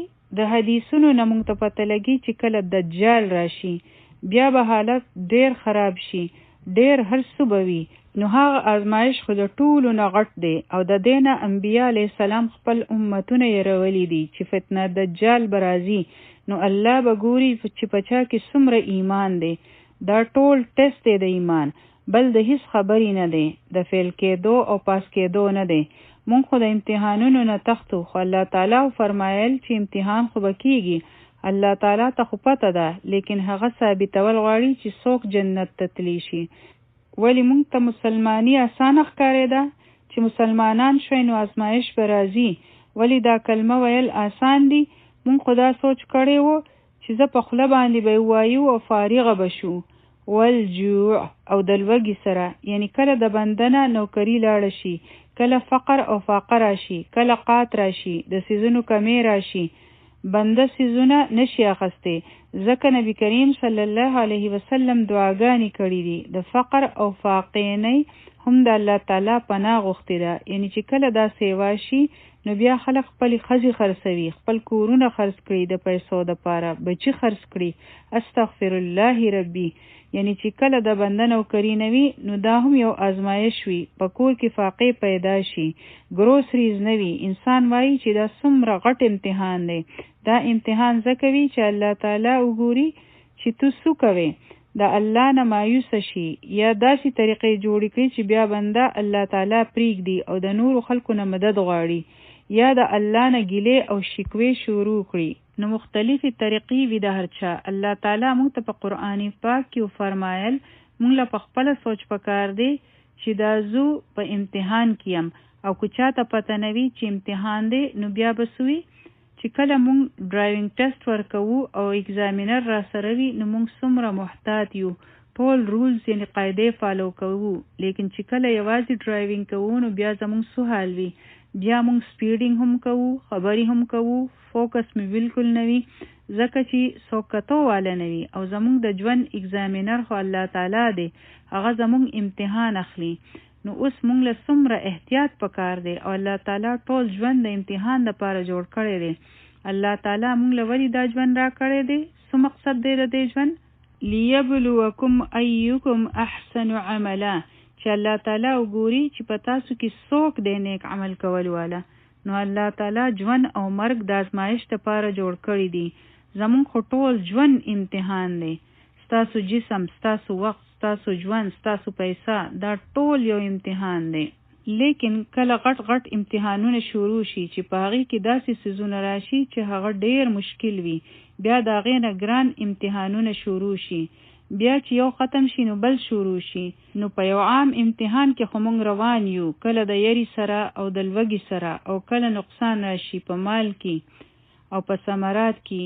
یعنی یو خو د ژوند امتحان دی او بل په هغې کې نور غټ امتحانونه دي، او بیا نقصان وشي، کمی راشي. من الاموال، د مالونو. په مال کې څه راځي؟ زمونږ بینک اکاونټس پکې هم راځي، زمونږ جایدادونه هم مال دی، زناورو ته هم خلک مال وایي، او لکه د چا دکان دی په هغې کې مال دی، نو دا هر څه په اموال کې راځي. والانفس، او نفسونه یعنی خپل ځانونه، یعنی د خپل ځان قربانی پکې هم راځي. والثمرات، میوې، غله، دا هم د انسان یو قسم له جمعواری وي کنه، داغو دولت وي، داغو باغونه وي، پټي وي، او د دې نه علاوه د ثمرات نوري هم دوه معنی شوي دي. ثمر وایي میوې ته، د انسان د ژوند میوه سوي هغه داغو اولاد وي، نو دا هم ثمر دی. او تاسو چې کوم ځای خپل وخت او خپل مهنت لګوئ نو هغه هم ستاسو ثمر دی. خلک وایي کنه چې زما د مهنت میوه ده. 3 څیزونه شو، میوه، اولاد، او تاسو چې د مهنت سره څه کمایي کړې ده. نو الله تعالی فرمایي چې د دې سره به ستاسو آزمایش زکومه. د مال هم نقصان کېدی شي، په مال کې غلا وشوه، اور لګېدو، دا نقصان په بزنس کې هم کېدی شي، په جاب کې هم کېدی شي. او بیا په نفسونو کې څنګه کېږي؟ یعنی چې کله د چانه یو خوږ کس لاړ شي نو دا د نفس نقصان شو، یا داسې بیماری راشي، مرګ هم نقصان دی او بیماری هم نقصان دی. په هغه وخت کې انسان څه کوي چې کله د چا څوک د دې دنیا نه لاړ شي نو هغه وخت بنده ته دا خبره یادوي چې ما ته صبر کول دي. امتحان دا وي چې بنده په داسې وخت کې صبر کوي او کنه، د دې نه پس د الله تعالی سره څنګه ګمان کوي، دا غې نه پس د الله پر رضا کې مطمئن دی او کنه. والثمرات، او کله امتحان په سوسیس کې راځي، د انسان په میوو کې او یا داغو په اولاد کې سو پریشانی راشي. انسان وایي چې په ما دی راشي خو چې زما په اولاد کې رانه شي. د خپل اولاد په معامله کې هغه ډیر پریشانه کیږي چې هاي زما په بچی چرته سونه شي. چې کله په دې کې پریشانی راشي نو دا هم د الله تعالی امتحان وي. چې کله په دې کې په انسان سوراشي نو پوه شي چې د امتحان وخت دی، او یا د مهنت کمایي وي، بنده سو جوړ کړی وي، لیکن داسې سو حادثه وشي چې هغه هر څه ختم شي، ټول انویسټمنټس د بنده لاړ شي، د ټول عمر مهنتي ختم شي. وبشر الصابرین، او زیره ورکړه، خوشخبری ورکړه صبر والوله. یعنی په دې ټول امتحان کې څوک پاس شي، انعام د چا د پاره دی؟ د صبر کولو والو د پاره. چې څوک دا هر څه تیر کړي، چې څوک برداشت کړي، چې څوک بیا هم په مستقل مزاجۍ سره روان وي، کو هغه مصیبت د یری په شکل کې وي، بیا هم بنده دا نوایي چې یا الله مونږ خو ستا نوم اخستو والی یو، زمونږ سره ولې داسې کېږي. کل وږوي او بنده وایي چې هی دا څه شو، هی وای شور او غوغای جوړه کړې وي، او هر وخت بنده جاړي او ګیلې او شکوې کوي. ونقص من الاموال، او یای په مالونو کې نقصان شي، بزنس ټول ختم شي، ډاکو شي، بیا څه کوي؟ هاي وای کوي، پیسې د بینک نه راوېستې او د بنده نه څوک وتښتوي، څوک ورسره فراډ وکړي، یای په جان کې نقصان شي، څوک خپل کسي مړ شي او داغو جدایي ترېنه نه برداشت کیږي، او یای په اولاد کې څه مسله راشي، بیا څه شي؟ الله سبحانه وتعالی فرمایل وبشر الصابرین، هغوی بیا هم د الله تعالی نه ګیله نه کوي. هغوی وایي چې زما مالک خو زما نه زیات زما خیر خوا دی، هغو ته زما نه بهتره پته ده چې زما دپاره څه ښه دي، که هغه زما نه څه واخیستل نو په دې کې به زما خیر وي، ځکه چې هغه زما نه بهتر پوهیږي. مونږ وایو چې که دا شی راسره وی نو ډېره به ښه وه، دا مال یا امن و امان یا ډکه خېټه ما ته ښکاري چې زما دپاره دا ښه دي، لیکن الله تعالی ته ډېره ښه پته ده چې هغه زما دپاره څه فیصله کړې ده نو هغه بهتره ده، دا غو فیصله خدا او که زما د الله تعالی فیصله به خوي کنه. که زما زړه نه غواړي خو ما ته صبر کول دي، ځکه چې زما الله داسې زما د پاره خوښ کړی دی. قدر الله د الله قدر دی. وما شاء فعله چې هغه څه غوښتل هغه وکړل. دا ډېر حوصله والا کار دی. د دې دپاره د لوی زړه ضرورت دی. که څه جدایي راشي، څه مسله راشي، که څه مالي نقصان وشي، که د جان نقصان وشي، که بیماری راشي، بیا زمونږ څنګه رویې وي؟ د انسان معاشي حالت ډېر خراب شي، نوکري لاړه شي او نه میلاویږي او انسان ډېر په پریشانۍ کې وي. لیکن الله تعالی ګوري چې انسان څه کوي، هغه آزمایش راولي په بنده. زمونږ حال سوي چې مونږ په وړو وړو خبرو باندې شکایتونه کوو. که بجلی لاړه شي او یا لږه ګرمي شي نو مونږ های شروع کړو چې دومره سخته ګرمي ده، های یخني ده، یا څه معمولي درد وي بنده وایي های ها ها ها. نو دا زمونږ څه طریقې دي؟ په وړو وړو څیزونو باندې کلک شان ناوخته شي یا څه شی مس شي او یا د انسان څه امید وي او هغه کارونه شي، یا چرته څوک درنه گاډي مخکې کړي نو مونږ کله خاموشه کیږو. بیا خو زمونږ خولې له چې څه راځي نو هغه وایو. دومره شور کوو، د خلکو سره اونخلو، جګړې کوو، کله داسې غصه کوو چې پته نه لګي چې زه سویمه. غصه مو په یو بندوي او وباسي د بل بنده نه، خپل بړاس ښه وباسو. نو دا کوم قسم صبر دی؟ چرته مو دا سوچ کړی دی چې دا خو زمونږ د صبر وخت دی؟ دا یو وړوکی ټست د الله تعالی په ما باندې را لېږلی دی. ګورئ که نه، په انبیا باندې غټ غټ امتحانونه راغلي وو. د ایوب علیه السلام بیماري وګورئ چې څنګه سخته وه، څومره سخته وه. یعنی که نن څوک بیمار شي نو په هسپتال کې ورته بستره میلاو شي، لیکن هغه خو خلکو د کلي نه وویستو. هغه بې یاره او بې مددګاره په یو میدان کې پروت و. د الله سهاره وه ورسره، ټولو پرېښی و. دلته خو چې کله بنده چاله هسپتال لاړ شي نو ګلونه ورلویسي، او ایوب علیه السلام ښځې بچو پرېښی و. صرف یوه ښځه ورسره پاتې شوې وه، باقي ټولو ښځو او رشته دارانو پرېښی و. خپل پلار پرېښی و، څومره نیک و، د الله بنده و، دومره غټ امتحان و په هغو. نو هغه غټ پیغامبران و او غټ غټ امتحانونه یې وو. په مونږه واړو واړو امتحانونه راځي چې څومره د بنده ایمان وي نو د هغې مطابق د هغوی امتحان وي. چې څومره څوک الله ته نږدې وي هغه همره د هغو غټ امتحان وي. زمونږ امتحانونه واړو دي، لکه چې مو میږې کله مونږ وچوچي نو په هغې باندې مونږ شور او پکړ شروع کړو. یخني مو وهي نو په هغې باندې مونږ شکایتونه کوو، او که تبه راله راغله نو مونږ ډېر شکوې شکایتونه کوو، های وای شروع کړو. نو دا دي زمونږ طریقې. صرف د یوې خبرې جواب ماله راکړئ، که دجال راغی نو زمونږ به بیا څه حال وي؟ مونږ خو یو وړوکی شی نشو برداشت کولی، د ذرې برابر. فوراً بې صبره شو او خپل ریاکشن وښیو. مونږ له پکار دی چې خپل جذبات ونه ښیو او یا یې قابو کړو. که معمولي د چا څه قصور وي نو مونږ داسې لمبه شو چې ستا دا همت څنګه وشو، دومره په بې اخلاقۍ باندې راشو. نو دا صبر دی، دا د صبر خلاف دی. نو مونږ د صبر پریکټس کولی. که څو خبره په تاسو باندې بده هم ولګېده نو لږ شان خاموشه شئ، څه به وشي. لیکن چې تر څو پورې هغه بنده ته مونږ خبرې نه وي کړي نو مونږ له آرام نه راځي. نو بیا خو تا صبر ونه کړو، دا خو بې صبري ده. زر به فون را واخلو که هغه ته نشو رسېدی، یا به ټکسټ وکړو زه به نن دې ته چل وښیمه. نو په وړه وړه خبره باندې اور لمبه کېدل دا د بې صبرۍ مظاهره ده. وګورئ خپل ژوندونونه چې مونږ کوم ځای بې صبره کېږو. په مونږ خو څه داسې حالات نه دي راغلي او په وړه وړه خبرو باندې زمونږ صبر تمام شي.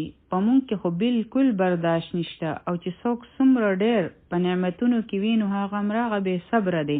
تاسو غریبانانو ته وګورئ، په چوپړو کې اوسي، نه ورسره اوبه وي او نه ورسره د خوراک څښاک سوي، نه د سر د پاسه صحیح چت وي، د موسم نه په امن نه وي، پکې ایسی هیټر هیڅ هم نه وي، په خپو کې شلیدلې پیزار وي او یا یې د سره پیزار نه وي. لیکن د هغوی څنګه حال وي؟ مونږ خو ډکې المارۍ ته ودرېږو او وایو چې نن خو د اغوستو څه شی شته دی نه. واده را روان دی او څه نشته زما سره، هیڅ نشته نن د خوراک دپاره. ولې داسې خبرې مونږ کولی شو؟ ګرمي ډیره ده، په سر مو پکې د پاسه چلیږي، د ګرمۍ کپړې نشته، د یخنۍ کپړې نشته، څومره شکایات وي زمونږ په خلو باندې. الله تعالی دې مونږ معاف کړي. ای الله ته مونږ معاف کړي. وبشر الصابرین، ولې صبر کول والو په لست کې مونږ راځو کوم ځای زمونږ سره د صبر کولو موقع وي لیکن مونږ نه کوو. الله تعالی خلکو له موقع ورکوي خو مونږ بې صبري کوو. نن ګورئ په کورونو کې فساد او جګړې ولې دي؟ صبر نشته. کو هغه ښځه خاوند وي، خواښینګور وي، د بچي او مور په منځ کې وګورئ، ځکه چې صبر نشته، دواړه طرف ته صبر نشته. که دا صبر راشي نو امن او امان به وشي. د طلاقونو غټه وجه دا ده چې صبر نشته. کله یو بنده ښکته کړي او کله بل، نو بیا وخت ښه تېرېږي. زموږ اکثر دا خیال وي چې صبر دې ته وایي چې بنده جاړي نه، اوښکې نه تویول موږ ته صبر ښکاري. دا اوښکې د انسان په وس کې نه وي. ګوره یعقوب علیه السلام څومره ژړلی و چې د سترګو نظر یې تلی و، لیکن امید د هغه د چا نه و. هغه چېرته نعوذ بالله د الله تعالی نه شکایت کړی دی، یا چېرته نعوذ بالله څه بدګماني په زړه کې راغلی ده، یا چېرته هغه د الله تعالی اطاعت پرېښی دی. زامنو ته څه وایي چې لاړ شئ او یوسف علیه السلام تلاش کړئ. تاسو مه مایوسه کیږئ، د الله تعالی د رحمت نه کافران مایوسه کیږي. که اوښکې بهیږي نو دا بې صبري نه ده. بې صبري دا ده چې بنده په زوره جاړي، ځان وهي، کنځلي کوي، قهر او غصه وي، یا شکایت کوي د الله نه.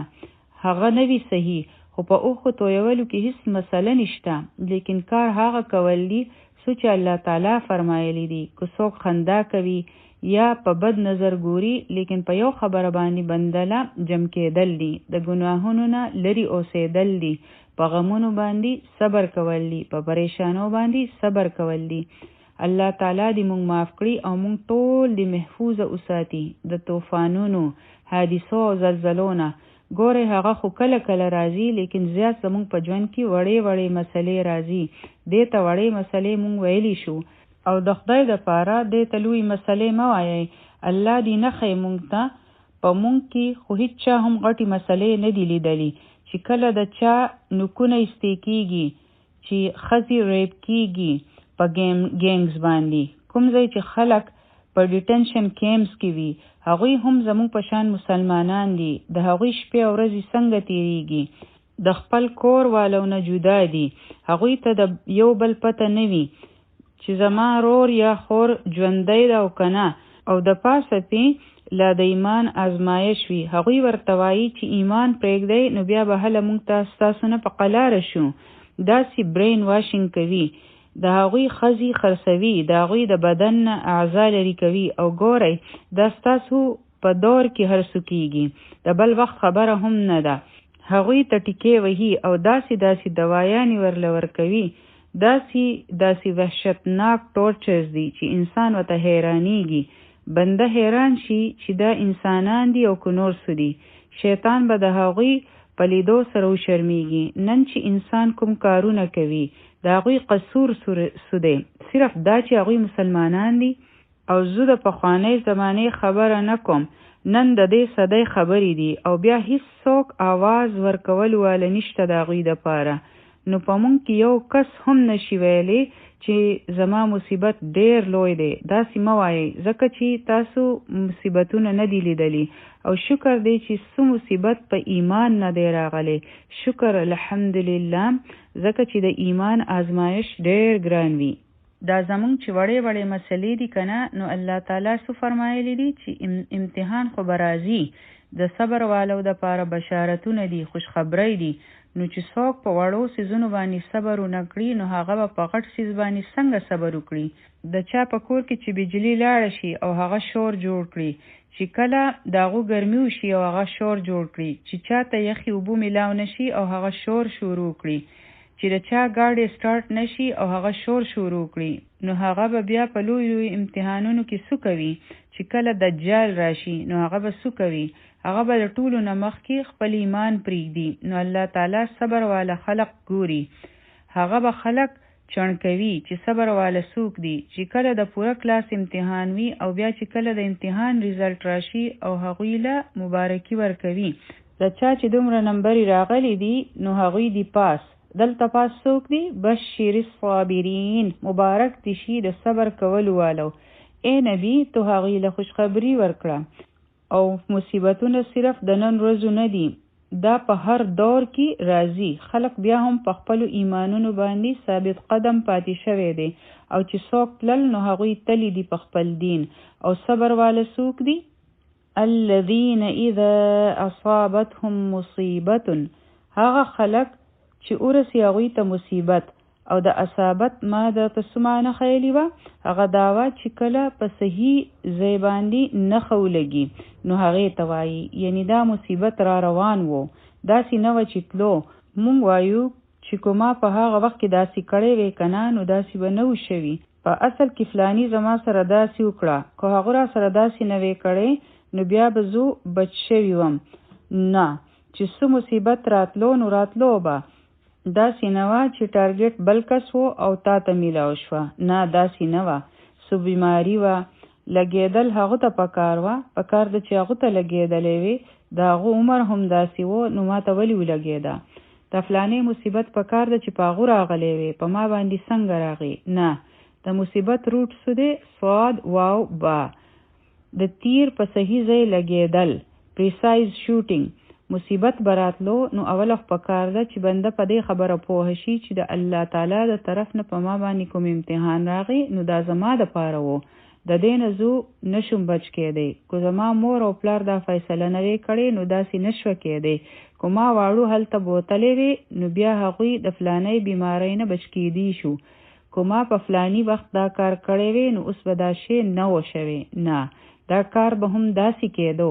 لیکن چې کله مصیبت راشي نو هغوی سوایی قالو انا لله و انا الیه راجعون. او مونږ ټولو له دا کلمه راځي، لیکن زمونږ د ټولو دا خیال دی چې دا صرف د مرګ په وخت کې مونږ ته ویل دي، نو داسې نه ده. د مرګ په وخت کې هم ویل دي او په هر مصیبت کې ویل پکار دي. نبی کریم صلی الله علیه وسلم به هر موقع باندې وی، که دا غوی ډیوه به مړه شوه نو په هغې باندې به هم وي. صحابه کرام رضی الله عنهم ترېنه تپوس وکړو چې په دې باندې هم نبی کریم صلی الله علیه وسلم او فرمایل چې ها دا هم یو مصیبت دی. که معمولی شان څه تکلیف وي نو په هغې باندې تاسو انا لله و انا الیه راجعون وایئ نو اجر به درته میلاویږي. د دې کلمې مطلب څه دی؟ انا لله، بېشکه موږ د الله نه یو، یعنی هغه زموږ مالک دی، موږ د هغو په ملکیت کې یو. چې کله موږ وایو چې انا لله نو د دې مطلب شو چې موږ د الله یو، چې هغه زما سره څه کول غواړي نو کولی شي، چې موږ د هغوی په مرضۍ باندې راضي شو. زما هیڅ مرضی نشته، مرضی ټوله د مالک ده. د چا چې څه شي وي نو هغو ته څوک څه نشي ویلی، چې هغه ور سره څه کول غواړي نو کولی شي. ځکه چې بیا اختیار هم د هغو وي، چې یو شی د الله دی نو اختیار د هغو دی، چې هغه ور سره څه کول غواړي نو کولی شي. او چې کله انسان دا خبره ومني چې هغه زما مالک دی او هغه چې څه کوي نو بس ټیک ده. ځکه چې د مالک سره د خپلو څیزونو فکر وي او د هغو فیصله صحیح وي د خپلو څیزونو په باره کې، نو تاسو په یو عقله خپله رضا هم ظاهره کړه چې واقعي زه د هغو مخلوق یم، هغه زما خالق دی او دا د هغو حق دی، د هغو هره فیصله زما په باره کې صحیح ده. و انا الیه راجعون، او مونږ ته هغو طرف ته تلل دي. که زما نه څه شی جدا شي نو هغه هم الله طرف ته لاړو او زه هم الله طرف ته ځم. که بنده دا کلمه د پوهې سره وایي نو هغو له دا تسلي ورکوي او سکون ورکوي چې مونږ ته الله تعالی طرف ته تللی.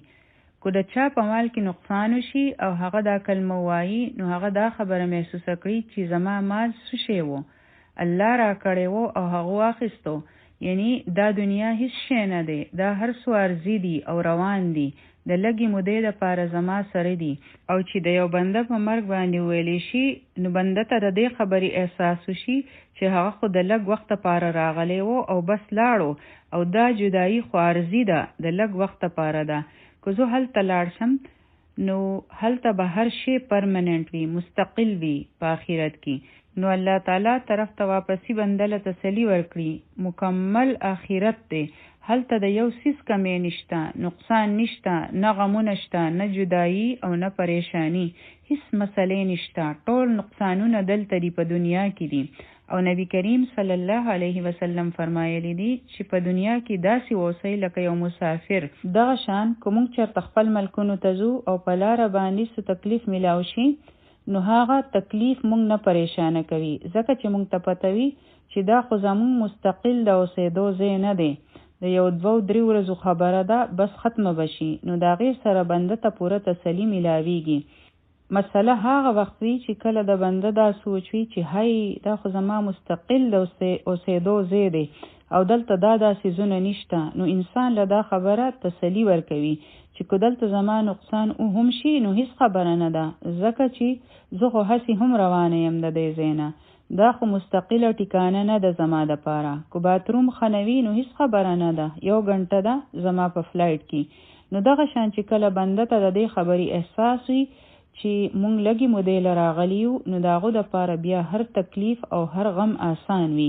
او که د چا دا خیال وي چې دا زما کور دی او زه به ټول عمر دلته یم، نو هغه به بیا په وړو وړو خبرو باندې ځان مړ کوي او په وړو وړو خبرو به هغه په ډیپریشن کې وي. هغه ته به د دې ځای نفع او فایده هر څه ښکاري، ځکه چې د هغو هر څه دا دنیا وي. او چې څومره څوک دا خبره یاد ساتي چې ما ته تللی، نو د دې سره بنده ډیر مضبوط شي او بیا څه مسله نه وي، بیا بنده ته هیڅ مسله نه ښکاري.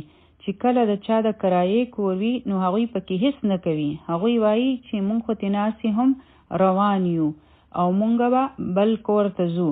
په خپل کور کې بنده ډیر کارونه کوي، خو د کرایې کور ورته خپل کور نه ښکاري. نو دی د هر مصیبت پر راتلو باندې وایي انا لله و انا الیه راجعون. او د دې کلمې سره مونږ ځان ته یادګیرنه کوو چې هر څه د الله تعالی دی او زمونږ هیڅ شی نه دی، چونکې زما مالک الله دی.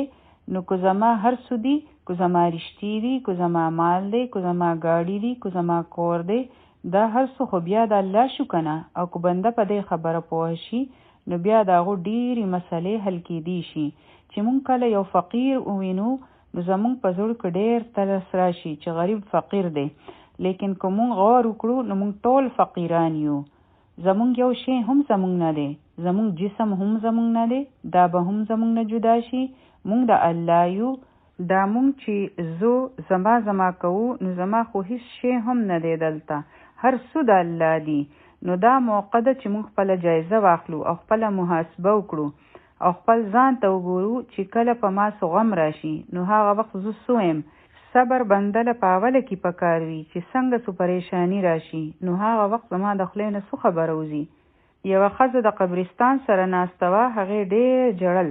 نبی کریم صلی الله علیه وسلم په لاره تېرېدو، هغه ورته د صبر تلقین وکړو. هغې ورته وی چې په تا چېرته غم راغلی نه دی، که په تا راغلی وی نو تا ته به پته لګېدلې وه، ځکه چې هغې نبی کریم صلی الله علیه وسلم نه پیژندو. نبی کریم صلی الله علیه وسلم په خاموشۍ سره لاړو. لکه مونږ خلک چې وایو چې که په تا په خپله غم راغې نو بیا به درته پته ولګي، خبرې کول خو آسان دي. هغې ته وروستو خلکې وی چې دا خبره تا ته پته ده چې تا چاته وکړه. او چې هغه خبر شوه نو نبی کریم صلی الله علیه وسلم له په منډه راغله او معافي ترېنه وغوښته. نو نبی کریم صلی الله علیه وسلم هغې ته وفرمایل چې صبر چې وي نو هغه د غم په شروع کې کول پکار وي. اوس که صبر هم وکړې نو دې ته صبر نشي ویلی. چې کله بنده په مشکله کې وي نو هغه وخت د هغو د خولې نه سوزي، هغه وخت شور کول، بړاس ایستل، غوسه کېدل، یو ته خبرې کول او بل ته خبرې کول، نو دا بې صبري ده. چې کله بنده سبزي کټ کوي او ګوته کټ شي نو دغه وخت د سیسی په ځای انا لله و انا الیه راجعون ویل پکار دي. که تاسو چېرته په موټر کې ځئ او په ریورس کې ستاسو ګاډی څوک ووهي نو های دا کلمې د خولې نه مه وباسئ، بلکې انا لله و انا الیه راجعون وایئ. که پولیس در پسې شي، لایټ سي آن وي، نو هغه وخت هم انا لله و انا الیه راجعون وایئ. تاسو دکان ته راشئ او بټوه درنه کور پاتې شي نو هغه وخت اوف الله دا سو شو هغه وخت هم انا لله و انا الیه راجعون وایي. یو وړوکی ستاسو قیمتي ډیکوریشن والا سامان مات کړو نو هغه وخت انا لله و انا الیه راجعون ویل پکار دي. کلوخې مات شي نو انا لله و انا الیه راجعون وایي. کله بنده خپله ژبه اوچیچي درد کوي ژبه نو هغه وخت هم انا لله و انا الیه راجعون ویل پکار دي. دغه شان یو صحابي ګوتی کټ شوی د جنگ په موقع نبی کریم صلی الله علیه وسلم او فرمایل چې کوتا د سیسی په ځای بسم الله ویلې وې نو فرشته براغلی وي ستا د مدد کولو د پاره. یو ګرم سیس کو په غلطۍ کې اونیسئ نو انا لله و انا الیه راجعون وایي. دا به تاسو ته پریکټس کول وي په عمل کې به راوستل وي ځکه چې اوس تاسو دا وې او خبر شوي. د کور نه ووتی او تیز باران دی بجای د دې خبرونه چې تاسو های وای شروع کړئ منډې ترړې وهئ هغه دغه ووایئ انا لله و انا الیه راجعون وایئ. او بعضې داسې ازمایښونه وي ټسټونه وي چې د هغې نه بنده ته صرف تیرېدل وي وخت تیر شي او امتحان ختم شي نو هغه ټایم مونږ نشو تیرولی چې مونږ څه وکړو لکه د روژه ماتي په وخت کې څومره خوراکونه او شربت د بنده مخې ته پروت وي خو هغه صبر کوي د تندې نه ژبه راوتې وي د لوږې نه خېټه قرړېږي لیکن تاسو ولې نه خورئ څکئ ځکه چې بنده ته د اذان انتظار وي صبر کوي بنده. نو بعضې مصیبتونه هم داسې وي چې په هغې کې بنده ته صبر کول وي د ښه حالاتو انتظار کول هم صبر دی. هغه وخت بنده له دا سوچ پکار وي چې دا وخت ما ته تېرول دي ما ته خپل ایمان بچ کول دي او های هوی ندی کول. نو د روژې ماتولو په وخت کې لږ انتظار وي دغه شان په ژوند کې هم مونږ ته روژه ندی ماتول بلکې صبر کول دي. دا طوفان به تیر شي. الله اکبر. چې کله بنده په مشکلاتو کې انا لله و انا الیه راجعون وایي نو د هغو دپاره څه انعام دی؟ اولئک علیهم صلوات من ربهم. په داسو خلق باندې د الله نوازشونه وي عنایتونه وي یعنی مهرباني وي و رحمه او رحمت وي. دا هغه خلق دي دوی ته د الله رحمتونه ملاویږي. نو رحمتونه د چا پکار دي؟ هغوی ته د الله تعالی عنایتونه ملاویږي الله تعالی هغوی طرف ته متوجه شي نو الله تعالی په هغو باندې بیا خپل رحمتونه نازلوي. او د صلوات معنا تعریف هم وي نو تعریف کوي او د هغو باطن یعنی دننه هم صفا کړي. نو الله تعالی د بنده تعریفونه کوم ځای کوي؟ د فرشتو په مجلس کې د هغو تعریف کیږي چې زما بنده دومره ښه دی په هغو باندې رحمتونه هم نازلوي. الله تعالی هغه نه پرېږدي بلکې دومره ښکلي سیله ورله ورکړي او دا ورته په دنیا کې ملاویږي. د دې نه علاوه آخرت هم دی او په آخرت کې هغه بغیر د حساب کتاب نه ځي جنت ته. نو دلته چې ستاسو هر قسم مسله وي نو دا وایئ او د زړونه یې وایئ او د هغې نه پس واویله او شکوې مه کوئ. دا د الله تعالی انعام دی د هغوی دپاره. و اولئک هم المهتدون. دوی هدایت یافته دي یعنی دوی ته هدایت میلاو شو. هدایت دا نه دی چې بنده وایي چې ما دومره حفظ وکړو ترجمې مې رټ کړې دا کورس مې وکړو فلانې لیکچر مې واورېدو دومره درسونو لازم. نو هدایتونه په دې طریقه نه ملاویږي بلکې هم دادي هدایت یافته خلق. کو چېرې مونږ ته هدایت یافته جوړېدل وي نو مونږ ته به دا کارونه کول وي صبر به کول وي د مصیبت په وخت کې. هی ډېر مشکل دی نو امتحان مشکل وي څوک وایي چې آسان وي لیکن جنت ګټل هم آسان نه دي. الله اکبر. دا نن چې مونږ کوم آیتونه ووایي الله تعالی دې دا قبول کړي او الله تعالی دې د عمل کولو توفیق راکړي. الله تعالی دې مونږ له په ازمایښتونو باندې د صبر کولو توفیق راکړي. الله تعالی دې مونږ د غټو غټو ازمایښتونو نه محفوظ وساتي. آمین یا رب العالمین. سبحانك اللهم وبحمدك نشهد أن لا إله إلا أنت نستغفرك ونتوب إليك. تلاوة ووري. يا أيها الذين آمنوا استعينوا بالصبر والصلاة إن الله مع الصابرين. ولا تقولوا لمن يقتل في سبيل الله أموات بل أحياء ولكن لا تشعرون ولنبلونكم بشيء من الخوف والجوع ونقص من الأموال والأنفس والثمرات وبشر الصابرين الذين إذا أصابتهم مصيبة قالوا إنا لله وإنا إليه راجعون أولئك عليهم صلوات من ربهم ورحمة وأولئك هم المهتدون